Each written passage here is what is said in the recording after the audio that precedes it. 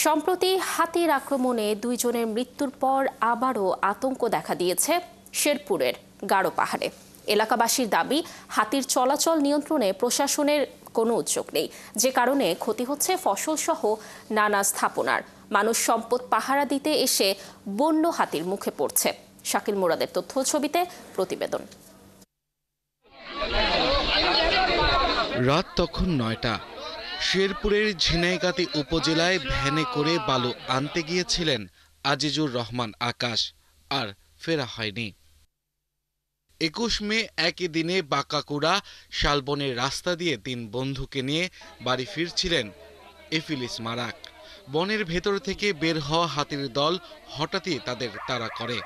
অন্যরা পালিয়ে গেলেও বাঁচতে পারেননি এফিলিস। আমার পরিবারে সে রোজগার কর্তা, সে এখন চলে গেছে। এখন আমার জীবনে কি হবে আমি জানি না। সরকারের কাছে একটা আবেদন থাকবে যে এই গ্রাম সহ আশেপাশের সকল গ্রামের জন্য স্থায়ী একটা সমাধান হয়। এলাকাবাসী জানান, কয়েকদিন ধরে ঝিনাইগাতির গজনী পাহাড়ে 30 থেকে 40টি বন্য হাতির একটি দল অবস্থান নেয়। হাতির আক্রমণের শঙ্কা তৈরি হয়েছে। এলাকাগুলো হাতি প্রতিনিয়তই যে অত্যাচার শুরু করছে। আগের দিনেও একটা রাত্রে করতে, এখন দিনেও করে। ক্ষেত ধান খায়া একদিকে থেকে সাফা করে দিতেছে, বাড়িতে ঘর ভেঙে ফেলাইতেছে, কাঁঠাল খায় ফেলাইতেছে। নিরাপত্তাহীনতা ও আতঙ্কের কারণে অনেকেই পরিবার পরিজন নিয়ে আশ্রয় নিয়েছেন দূরের আত্মীয় স্বজনদের বাড়ি বা নিরাপদ এলাকায়।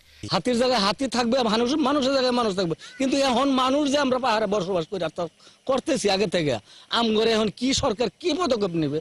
আর এই হাতি আসলে পরে যে 2-1 লিটার তেল ঢুকাবো সরকার আমগরে, তাও পর্যন্ত আমরা পাইনি, কিন্তু এখন বন্ধ না। এবার যে ক্ষতি করছে মারাত্মক ভাবে, 2 জন মানুষ মারছে পরপর, আর ফসল আদি ব্যাপক ক্ষয়ক্ষতি করছে। বন বিভাগের কর্মকর্তারা বলছেন, মানুষের দ্বারা হয়তো হাতির দলটি ক্ষতিগ্রস্ত হয়েছিল, এজন্য হঠাৎ মানুষের প্রতি ক্ষুব্ধ হয়ে উঠেছে হাতিগুলো।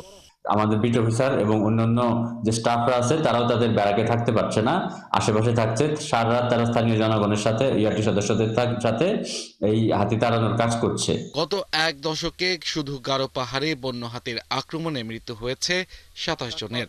মানুষের হামলা সহ নানা কারণে 28টি হাতি মারা গেছে। আব্দুল আল মামুন, 71।